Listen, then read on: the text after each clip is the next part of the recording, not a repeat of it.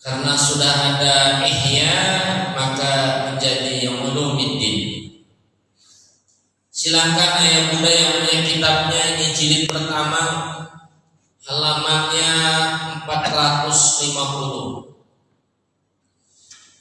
Kenapa kita bahas? Untuk menambah dan mengingat-ingat kembali tentang bagaimana pentingnya sholat 5 waktu, agar lebih bersemangat, lebih berilmu, dan lebih khusyuk lagi. Di sini dikemukakan, saya tengok referensi dari kitab yang lainnya, misalkan kitab Irsyadul Ibad. Ini sama ini. Yang pertama dikemukakan dalam kitab ini dimulai dari surah An-Nisa ayat 103. Qala Allah Ta'ala, Allah yang maha tinggi telah berfirman, A'udzu billahi minasyaitonir rajim, innas sholata kanat 'alal mu'minina kitaban mawquta. Sesungguhnya sholat itu kanat adalah 'alal mu'minin, bagi orang-orang yang beriman, kitaban kutiba, sama itu artinya wajib, telah diwajibkan bagi orang-orang yang beriman. Jadi sholat itu hanya kewajiban untuk orang yang beriman. Yang tak iman silahkan tak sholat, nggak apa-apa. Orang beriman masih hidup wajib sholat, sudah meninggal wajib di sholat. Jadi pilihannya dua, mau sholat sendiri apa di sholat. Sayangnya orang tak beriman itu dia tak mau sholat ketika hidup, begitu mati pengen di. Nah ini masalah. Seumur hidup mereka jarang ke masjid, nggak mau berada di belakang imam. Begitu meninggal minta disolatkan di depan imam, betul? Nah, sekali-kali kayak nggak pernah sholat, disolatkan di belakang imam. Nah, kita diwajibkan bagi orang yang beriman. Mawquta artinya apa? Berdasarkan waktu-waktunya. Jadi sholat itu punya waktu sendiri, punya qadar, biqadarin kalau kata para ulama, ada kadarnya sendiri, nggak sembarangan aja waktunya sholat. Di sini maksudnya adalah sholat maktubah, sholat 5 waktu. Jadi ada waktu-waktunya. Nggak boleh kayak bunda misalkan kita pulang kerja capek, sholat maghrib di masjid, nunggu isya lama, keburu badan ngantuk, tidur takut kelewat. Lah daripada nggak sholat isya, ini masih jam 7 kurang 10, daripada ketinggal isya, yuk kita sholat rame-rame isya. Kira-kira sah apa tidak? Tidak sah, karena tidak pada mawquta, tidak pada waktunya. Nah ini ayatnya. Jadi tidak boleh para sholat maktubah, sholat 5 waktu itu sembarangan saja. Dia ada waktu-waktunya. Yang boleh itu bagi rukhsah, bagi orang yang musafir. Apa namanya? Jamak. Ada jamak takdim, ada jamak takhir, ada jamak qasar takdim, ada jamak qasar takhir. Jamak itu apa? Jamak itu artinya bersama, disamakan, bersama-sama, disatukan. Misalkan perjalanan Bapak Ibu, musafir, misalkan kemana? Misalkan ke Jakarta. Boleh ini jamak. Kalau zuhur jodohnya asar, maghrib jodohnya isya. Kalau dikerjakan di awal, di zuhur, asarnya ditarik, sholat zuhur dulu. Kemudian baru sholat asar, itu namanya jamak takdim. Tapi kalau nggak sempat mengerjakan zuhur, begitu sampai bisa sholatnya asar, nah kerjakan sholat asar dulu, baru tarik zuhurnya ke asar itu namanya jamak takhir. Jamak apa Bu? Takhir. Begitu juga maghrib dan isya. Sempat dikerjakan maghrib musafir, ditarik isyanya, sholat maghrib dulu 3 rakaat, siap itu baru sholat isya, itu jamak takhir. Apabila tak sempat maghribnya, isya baru berhenti mobil busnya, Pak Ustaz, kerjakan sholat isya, ditarik maghribnya ke isya, itu namanya jamak takhir. Ada yang jamak, ada yang jamak kosong. Sudah dijamak dikosong, waktunya mepet, Pak Ustaz, nggak ada waktu lagi, boleh dikosong? Boleh. Itu sedekah Allah, jamak dan kosong itu. Kalau Allah sudah bersedekah, diambil dong Allah yang sedekah. Kalau tidak diterima, sombong banget ya. Disingkatnya maksudnya apa? Di kosongnya itu maksudnya yang bisa dibagi menjadi 2. Yang bisa dibagi menjadi 2. Misalkan zuhur sama asar. Zuhur berapa rakaat Bapak Ibu? 4. 4 dibagi 2 bisa nggak? Bisa. 4 2 bagi 2 sama dengan 2. Maka kerjakan sholat zuhur itu 2 rakaat. Asar berapa rakaat? 4. Dibagi 2 bisa berapa nilainya?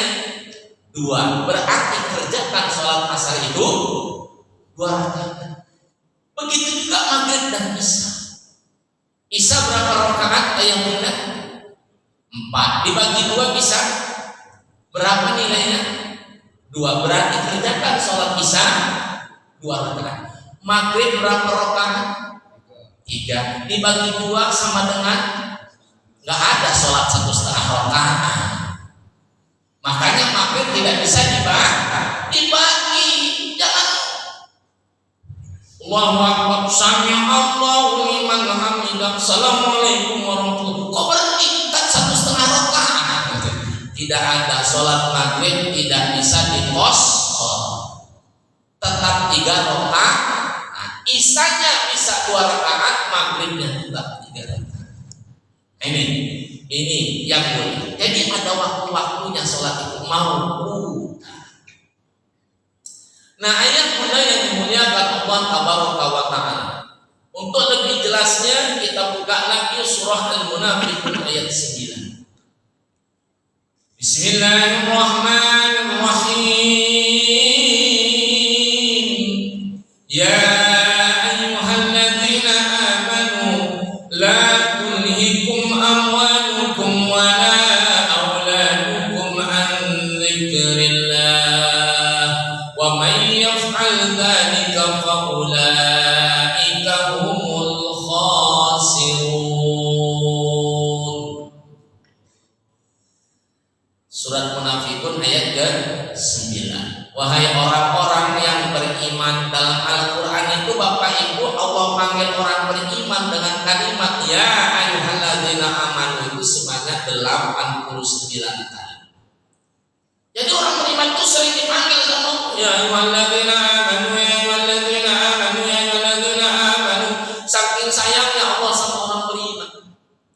Nah, dalam hukum sholat ini la tulhikum, janganlah kamu sekalian lalai amwalukum wala auladukum, karena harta-hartamu dan karena anak-anakmu, an dzikrillah, dari mengingat Allah Subhanahu wa ta'ala.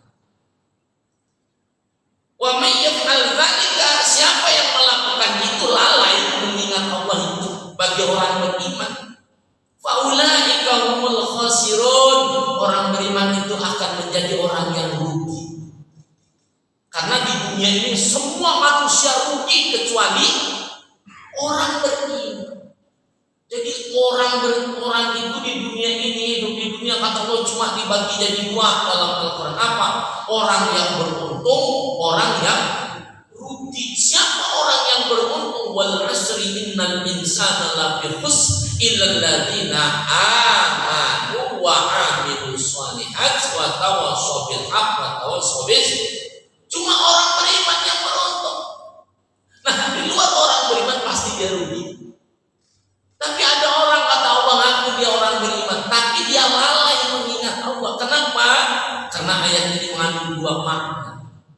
Apa maknanya? Makna yang pertama, dikarenakan manusia ini sibuk mencari harta, menumpuk kekayaan, mencari makan, mencari nafkah, untuk beli baju, untuk bayar rumah, untuk bayar ini itu, sehingga dia lalai kepada Allah, maka dia rugi. Atau yang kedua, sibuk ngurusin anak, mencemaskan anak. Gimana anak saya sekolah, gimana anak saya mau kuliah, nanti anak saya gak kuliah kalau saya gak kerja keras pagi siang dan malam mencari nafkah, kepala jadi kaki, kaki jadi mana ada kaki jadi kepala, Pak? Memangnya sulap. Kaki jadi bengkak-bengkak, asam urat dan lain sebagainya. Lalai akhirnya an zikrillah, dari mengingat Allah. Faulaika humul khasirun, orang rugi kata Allah. Apa maksudnya an zikrillah? An zikrillah ini maksudnya sholatul maktubah. Dengan sibuk mencari harta, sibuk ngurus anak, akhirnya dia lalai meninggalkan SOSOL alat. Apa bu? Lalat sholat. Sehingga dia tinggalkan sholat, sibuk rapat, sibuk bisnis. Maaf, jam 3 pagi sudah di pasar. Mau sholat subuh nggak sempat lagi. Kenapa? Barang datang. Kalau barang nggak dibeli nanti nggak bisa jualan. Oh, lewat semua. Akhirnya sampai di rumah jualan sampai jam 11 sudah nggak tahan, tidur bangun asar, lewat asar, zuhur nggak dikerjakan. An zikrillah, dia melalaikan Allah Subhanahu wa ta'ala. Itu mafhum yang pertama. Mafhum yang kedua, Allah pesankan jangan hartamu, jangan anak-anakmu itu lalai kepada Allah.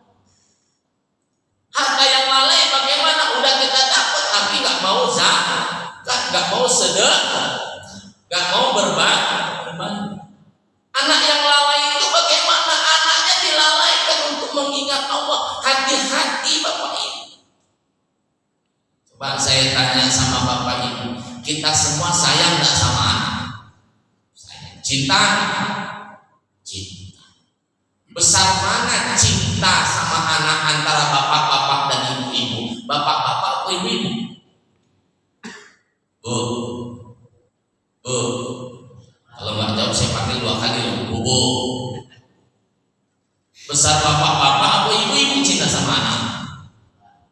Ibu-ibu, bukan bapak-bapak kalau kata saya. Kenapa kok ibu-ibu? Coba kalau nggak percaya.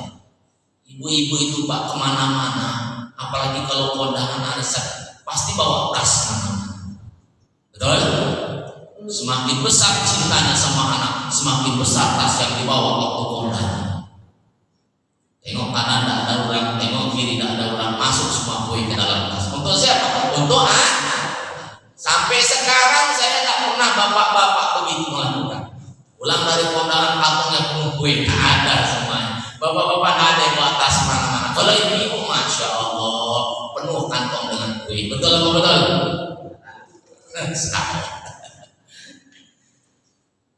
Ibu-ibu dikasih kue, dia bawa kue udah bangga. Kita kan bukan kue, kita bawa pulus Pak ya. Alhamdulillah. Kita semua sepakat pasti sayang sama anak. Nah sekarang ditanya Bapak Ibu, anak dulu dengan anak sekarang, elok anak dulu apa elok anak sekarang? Elok siapa? Sekarang ini contoh ya, kita buat kesepakatan ya. Anak dulu banyak main di rumah apa main di masjid? Masjid. Anak dulu banyak tidur di rumah apa di surau? Anak gini warnet, minimal tidur di rumah, kalau enggak ke jembatan Lekor 4, kalau enggak ke stadion, ke danau, ke hutan-hutan, tempat gelap, tempat maksiat. Betul apa betul? Berarti elok anak dulu apa elok anak sekarang? Kita kunci ya, elok anak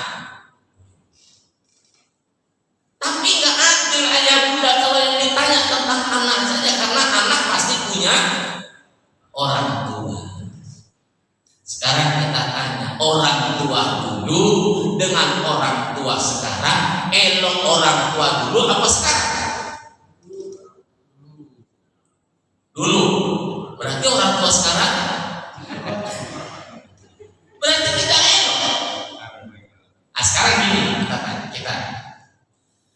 kita dulu waktu kecil ayah bunda, terlambat kita pulang sekolah 1 jam saja emak kita cemas, nangis, dicari tak sama ayah kita. Lari ayah kita. Kalau nak punya sepeda di kayu sepeda itu dicari, ditanya sama kepala sekolah. Kepala sekolah, tengok anak saya kok belum pulang. Bu, pak guru, ibu guru, wali kelas, mana anak saya belum pulang? Dicari anaknya. Terlambat sebentar saja 1-2 jam, cemas emaknya nangis. Itu orang tua sekarang. Halo. Jangan terlambat sejam 2 jam. Tengah malam belum pulang dicari enggak? Halo. Bahkan enggak pulang anaknya, enggak masalah dia. Tadi malam Ahad, malam Minggu, malam yang panjang, malam yang asik buat saya. Itu hampir setiap malam kalau pulang pengajian dari luar kota jam 1, jam 2 pagi jam 2 itu kan udah pagi itu. Saya nengok sampai saya tadi berangkat ke sini, ke masjid ini 3:30 saya berangkat dari Rumbai. Di atas jembatan Lekon itu masih banyak muda-mudi yang mojok berbuat langsung sampai kakinya nyangkut ke atas jembatan. Kemana orang tuanya? Saya pernah Bapak Ibu ketemu, jumpa, pulang ceramah, anak gadis. Mohon maaf, saya kenal, kenapa anak jamaah saya itu. Begitu sampai di rumah, siangnya saya datang, Bu, iya Pak Kiai, yang namanya Linda itu kan anak ibu. Ada Bapak Ibu namanya Linda punya anak? Ini di Rumbai sana. Iya Pak Kiai, itu anak gadis saya. Betul, yang kayak lalatnya di pipi kiri. Iya Pak Ustadz, kan Pak Kiai di pipi kanan, anak saya di pipi kiri. Tadi malam anak gadis ibu itu jam 2 malam masih ada di stadion, saya jumpa. Kok ibu gak cari? Pak Ustadz gak tahu kenapa. Saya itu bangga sama anak saya. Loh kok bangga? Karena anak saya punya cowok gentle. Apa? Gentle. Dia datang Pak Kiai habis maghrib tadi ke rumah, dia minta izin, Pak, Bu, minta izin. Kenapa? Saya bawa anak gadis Bapak Ibu mau malam mingguan. Bangga pula. Sementara suami saya dulu Pak Ustadz penakut, mau ngajak ngedate saya itu sembunyi-sembunyi. Kalau pacar cowok anak gadis saya, mantap. Bangga pulang. Saya bilang jangan pulang pagi-pagi ya, jangan pulang malam ya. Akhirnya pulang.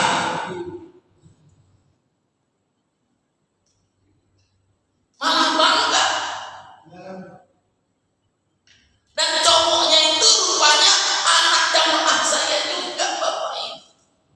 Namanya Dedi. Ada bapak-bapak sih namanya Dedi. Saya tanya, Pak. Iya, Pak Kiai.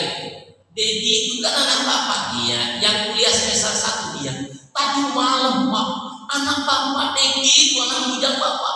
Jam 2 malam masih saya tengok di stadion bercewek, dia bawa cewek. Biar aja lah Pak Kiai, anak saya kan tidak hamil. Astagfirullahaladzim. Jadi hebat orang tua dulu apa orang tua sekarang? Berarti orang tua sekarang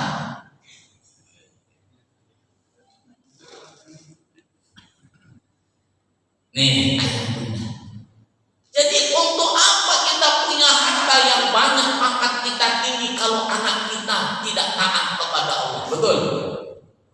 Untuk apa kita cari uang banyak-banyak? Untuk apa kita punya semuanya kalau anak kita nggak sholat? Tidak sholat. Kita dulu waktu kecil, bapak ibu pulang sekolah, nengok emak kita cuci piring, kita bantu nak? Oh, dibantu. Mak duduk saja di sana manis, minum kopi sambil nonton TV, biar adik yang cuci piring. Itu anak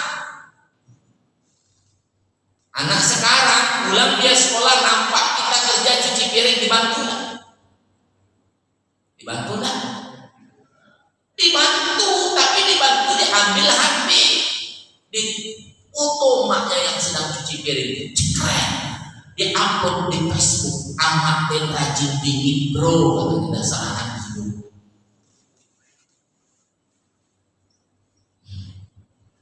Ternyata hebat orang tua dulu daripada orang tua sekarang. Dan gak ada guna yang kita tadi bilang. Sepakat kita cinta sayang sama anak, jawabannya cinta sama anak, jawabannya. Sekarang saya buka sedikit ayatnya supaya tidak menyesal. Di dalam kitab Madurja itu pernah ada seorang pemuda mendatangi baginda Nabi, pemuda kaya. Kenapa datang? Mau ngadu. Ngadu apa? Dia ngadu, ya Rasulullah, ada apa pemuda? Saya mau lapor apa? Harta saya ada yang mencuri. Siapa yang mencurinya? Ayah kandung saya. Masa iya ya Nabi? Ayah kandungmu? Iya, yang benar-benar kandungnya. Oh tega betul ayahmu? Iya, uang saya dicuri sama ayah saya sendiri. Lalu Rasulullah menyuruh sahabat untuk mengundang ayah dari pemuda. Sahabat, tolong undang, bilang aku baginda Nabi Rasulullah mengundang bapak. Datang bapak itu sambil kepalanya tertunduk malu dan takut menghadap baginda Nabi. Lalu ditanya sama baginda Nabi, Pak, iya ya Rasul, bapak kenal anak ini? Kenal ya Rasul. Siapa ini? Anak kandung saya ya Rasul. Sayang bapak sama dia? Sayang ya Rasul. Cinta, begitu dibilang cinta saya, cinta ya Rasul, netes saya. Tambah penasaran baginda Nabi. Kalau bapak sayang dan cinta sama bapak, bapak tahu kenapa dipanggil? Tahu ya Rasul. Apa salah bapak? Saya mencuri uang anak saya ya Rasul. Ini anak kandung bapak ini. Kok bapak tega-teganya seorang bapak mencuri harta anaknya sendiri? Apa alasan bapak mau mencuri harta anak sendiri? Ditanya begitu tertunduk, bapak itu berlinang air mata seraya berkata, ya baginda Nabi, lahir dia ke dunia, emaknya meninggal dunia, maka tugasmu buat dia Nabi. Aku seorang bapak dan aku seorang ibu. Aku yang menggendong dia baginda Nabi. Aku yang memeluk dia, aku yang memandikan, aku yang membersihkan kotorannya. Aku yang membesarkannya, berjuang ke bawah, aku bawa kemana-mana, aku gendong dia kemana-mana sambil kerja. Kadang banyak aku tidak makan supaya anakku ini dia bisa makan dan bisa tumbuh besar dan sehat. Begitu dia besar, wahai baginda Nabi, sudah jadi orang hebat, sudah banyak hartanya baginda Nabi. Bagaimana aku tidak curi? Aku lapar, sudah 3 hari aku tidak makan. Dia jadikan aku tetangga jauhnya. Apa tetangga jauhnya? Dia tidak pernah ingat aku kecuali diingatkan oleh tetangga. Itu bapakmu di sana. Dia tak pernah bertanya aku kecuali ditanya sama temannya. Dengar cerita itu bapak ibu nangis baginda. Apa kata baginda Nabi bapak? Wahai pemuda, anta wa manka di abika, engkau dan semua hartamu itu punya ayah. Silakan ayah ambil semua tidak masalah. Nangis lalu disujud kepada baginda Nabi, dipeluk ayahnya, dicium, minta maaf. Ada zaman sekarang dan Bapak Ibu, anak yang melaporkan orang tuanya ke polisi ada tak seorang ibu payah yang melahirkan anaknya penuh dengan kasih sayang, digendong, disusui begitu besar, dia punya harta, emaknya dipenjarakan olehnya. Ada tak? Anak apa namanya itu Bapak Ibu? Anak kilo. Anak kilo dan durhaka. Tidak jauh contohnya di Sumba, Malin,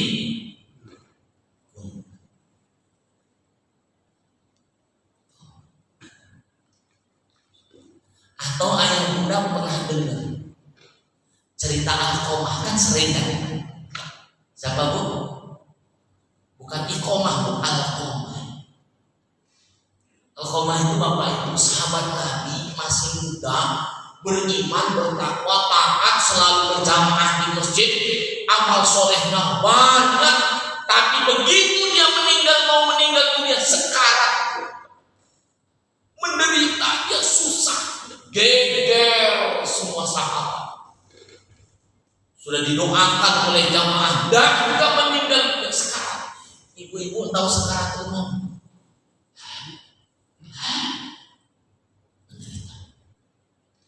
Akhirnya diundang baginda Nabi. Datang baginda Nabi, undang sahabat Nabi.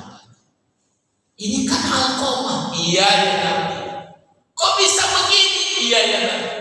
Tolong baginda Nabi, kasihan sahabat kita Alkomah. Doakanlah dia agar cepat meninggal dunia, agar dia husnul khotimah. Nangis baginda Nabi melihat sahabat Alkomah, orang yang elok Bapak Ibu. Diangkat kedua tangan baginda Nabi, berdoa begitu khusyuk baginda Nabi. Dan tahu Bapak Ibu, doa baginda Nabi tidak pernah ditolak oleh Allah Subhanahu wa taala. Begitu berdoa langsung diijabah, karena baginda Nabi itu Habibullah, kekasih Allah. Tapi pada waktu itu Bapak Ibu, begitu angkat tangan baginda Nabi berdoa begitu khusyuknya, doa Nabi ditolak oleh Allah. Barulah baginda Nabi bertanya sama saya, ini Alkomah masih ada Pak? Masih ya Rasul? Tolong undang umatnya, jemput umatnya. Begitu dijemput di hadapan baginda Nabi, tertunduk umatnya. Bu, iya. Ibu kenal Alkomah? Apa jawabannya? Kaget baginda Nabi. Saya tak kenal siapa itu. Loh, kok ibu gak kenal? Saya tak kenal. Ini kan Alkomah. Siapa Alkomah? Ini anak ibu ini. Saya tidak punya anak yang bernama Alkomah. Saya tidak pernah melahirkan anak yang bernama Alkomah. Ya baginda Nabi.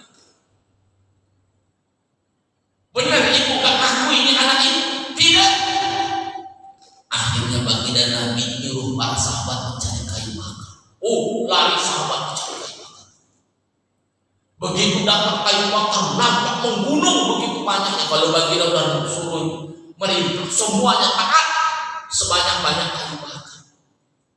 Lalu bingung umatnya, ya Rasul, iya, itu kayu bakar banyak-banyak untuk apa ya Rasul? Loh, ibu kan gak ngakuin kalau anak ini.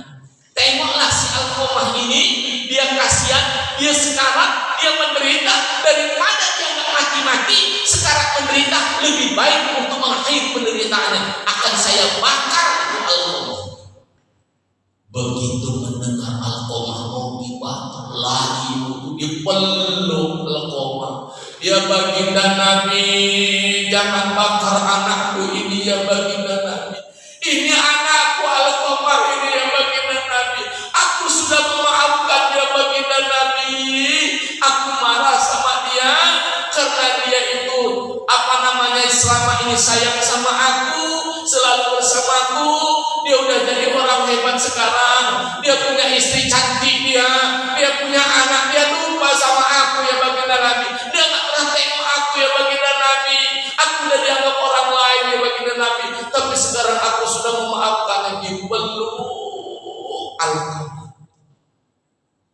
Jangan bakar anakku ini bagi dalam.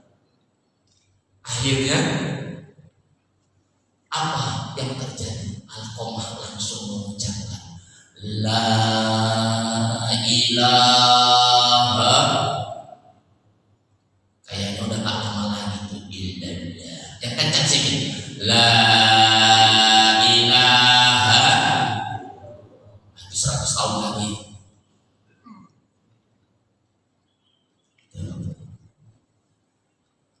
Dari mana itu? Sholat dikencengin. Awwalu ma yuhasabu bil 'abdi yaumil qiyamah as-sholat. Kita tutup surat 66 ayat 6, surat At-Tahr. Ya ayyuhalladzina amanu qu anfusakum wa ahlikum nara wa quduha an-nas wal hijaratu 'alaiha malaikatun ghiladun shidadun la ya'suna Allah ma amarahum wa yaf'aluna ma yu'marun. Subhanallah. Dipanggil lagi orang beriman. Ya ayyuhalladzina amanu qu, jagalah, selamatkan, pelihara anfusakum, diri kalian, wa ahlikum, jangan hanya diri kalian tapi keluarga kalian, anak-anakmu, naro, dari kira-kira Bapak Ibu, keluarga kita sudah dijaga, anak kita sudah diselamatkan. Ternyata banyak anak sekarang yang tidak selamat. Sekarang itu generasi sekarang itu dibagi dua anak. Ada namanya gen milenial. Gen apa? Yang kedua gen Z. Gen Z. Gen milenial itu dari tahun 81 ke atas sampai tahun 95, itu namanya gen milenial, yang lahirnya 81 sampai 95. Yang di atas tahun 95 sampai sekarang namanya gen Z. Tahu Bapak Ibu? Diteliti oleh para ahli, ternyata generasi milenial dan gen Z itu, gen milenial dan gen Z itu punya sisi negatif yang mengerikan. Apa sisi negatifnya? Orangnya, anaknya malas-malas, anaknya suka hura-hura, anaknya suka berbuat maksiat, anaknya suka dengan dunia digital dan mesin. Betul apa betul? Ada anak-anak itu yang suka main HP, suka main game. Nah, ayah bunda yang dimuliakan Allah Tabaraka wa Ta'ala, maka Allah suruh di situ selamatkan. Maka pertanyaannya pagi ini, bagaimana Pak Kiai supaya anak saya selamat, supaya keluarga saya selamat? Kuncinya kuncinya apa Pak? Apa Bu? Memang ceramah yang paling berat itu ceramah subuh. Nampak saya belum ceramah tadi itu mulai udah banyak yang nganggur-nganggur. Semakin lama saya ceramah semakin ke bawah, balik lagi ke atas. Kuncinya bagaimana caranya dapatkan keselamatan itu untuk anak-anak kita itu, supaya dia rajin ke masjid, supaya dia sholat. Bapak Ibu kan ke masjid sendiri-sendiri aja, ada anaknya di bawah. Apa itu? Itu ternyata yang kita makan. Apa tiga ini? Yang pertama adalah ta'allimu. Kalau mau selamat anak-anak, ajar. Makanya Bapak Ibu kata bagus, belum lahir saja. Kalau belum lahir sudah tahu ya, mulai dari doa segala macam. Baru lahir kata baginda Nabi, "Tahu ala sibyanikum bi kalimatin la ilaha illallah." Kalau anakmu lahir, begitu lahir jangan dikenalkan macam-macam kecuali kalimat la ilaha. Makanya saya senang Bapak Ibu kalau melihat ada bapak ibu gendong anaknya di mana anaknya? La ilaha illallah, la ilaha illallah, la ilaha illallah.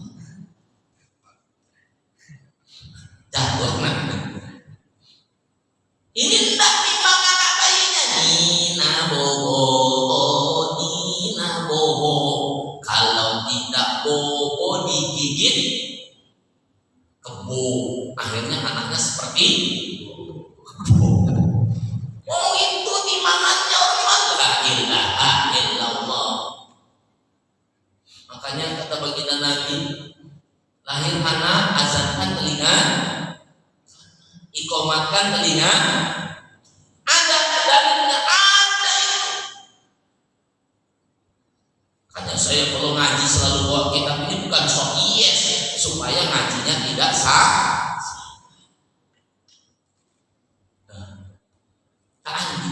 Sudahkah kita Bapak Ibu mengajarkan anak kita?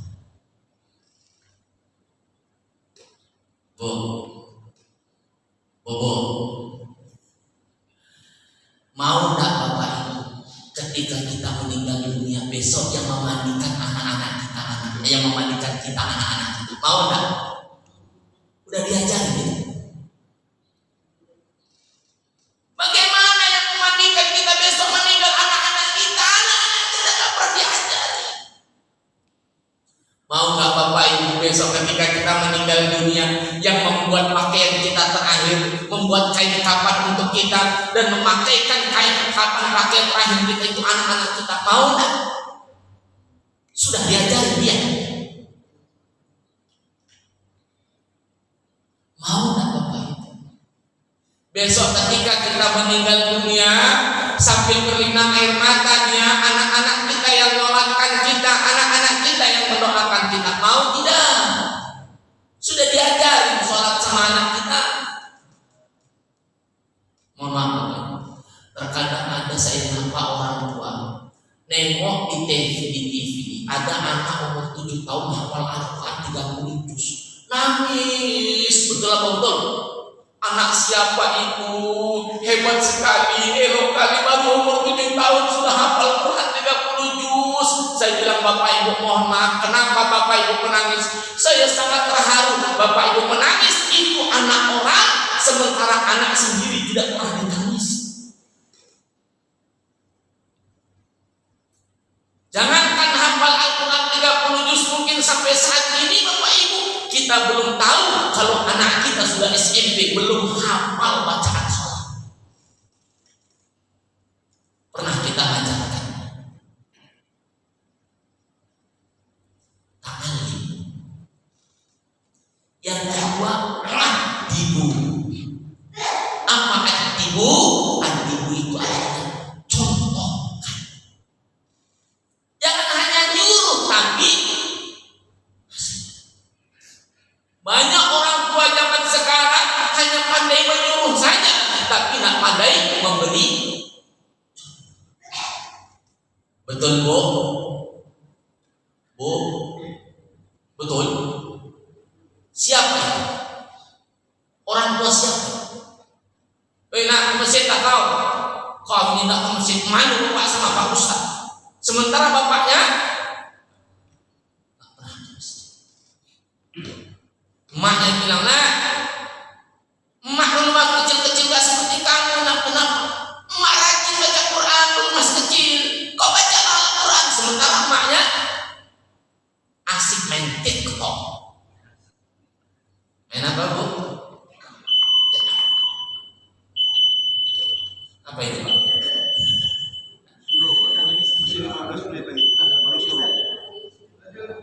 Lanjut.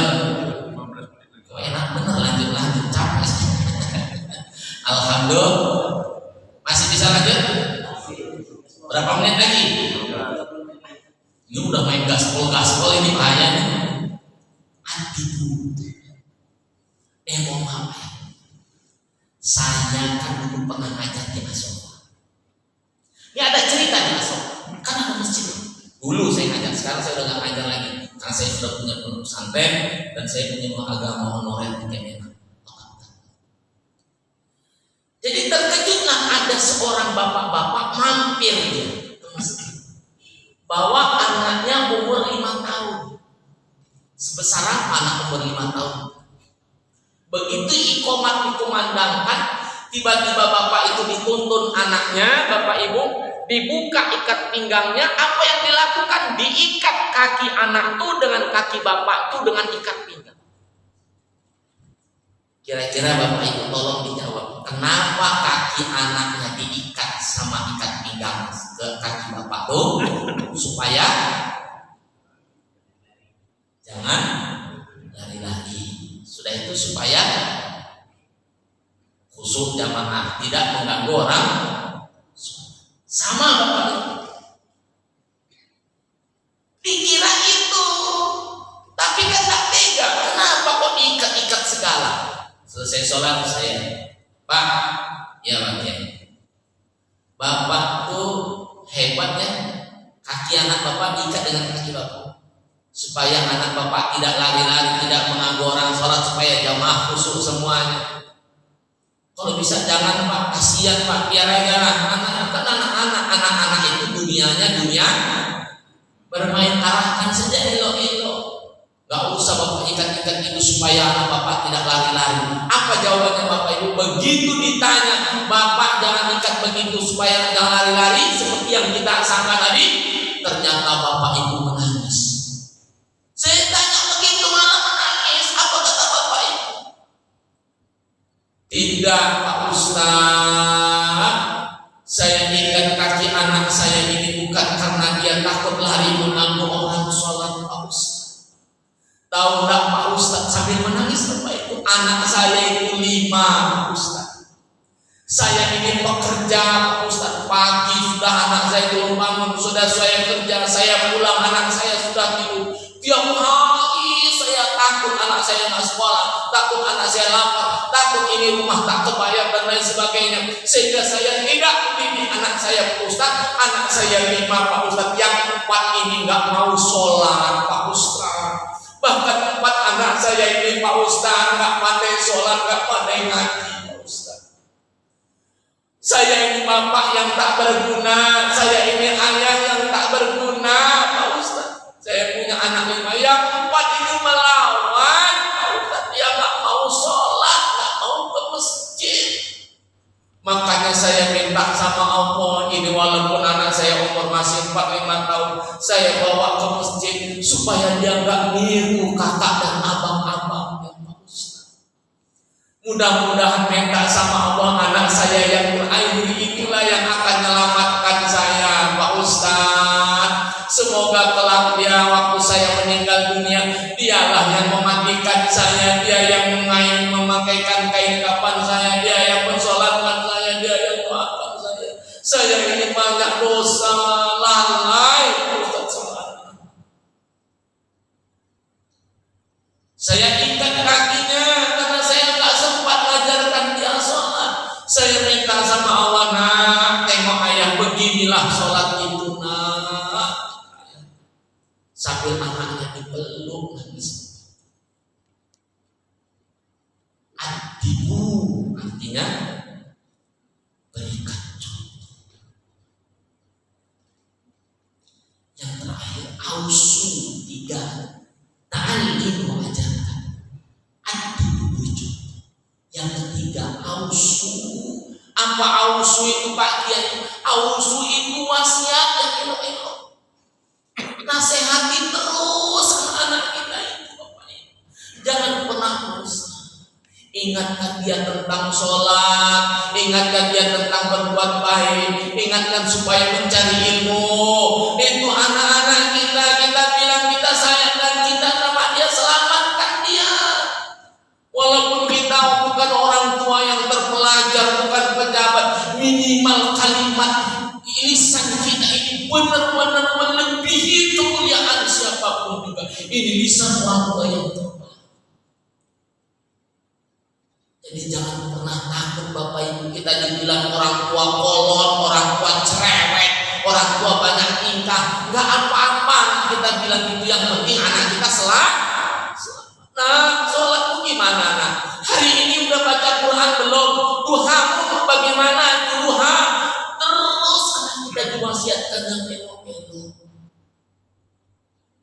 Percaya Bapak Ibu, demi Allah, ketika besok kita sudah meninggal dunia, anak kita menengok, menatap foto kita. Apa kata anak kita? Itu emak saya Pak Kiai.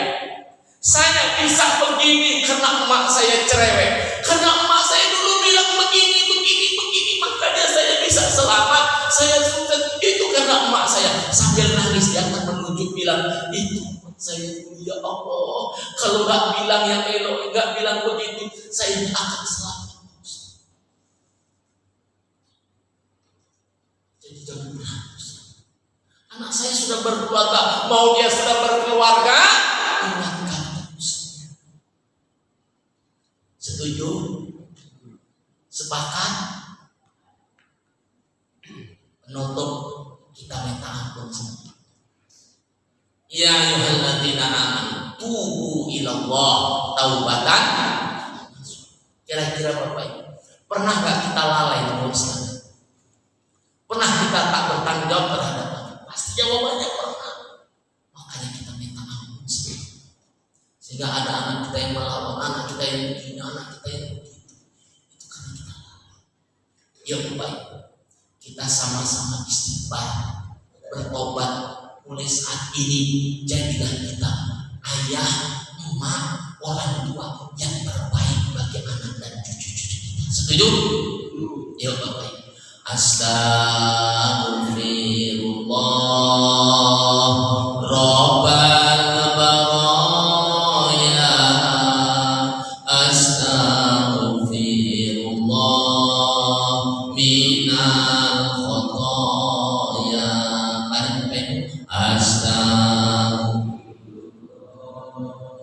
Rabbal baraya. Astaghfirullah.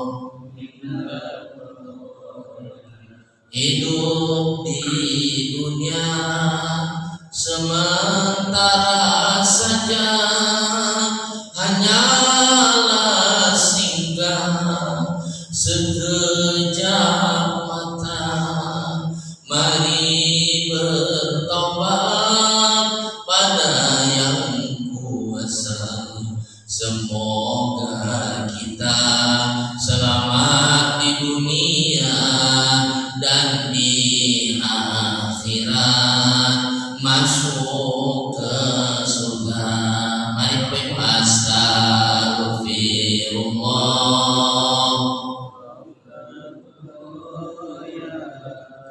Astagfirullah.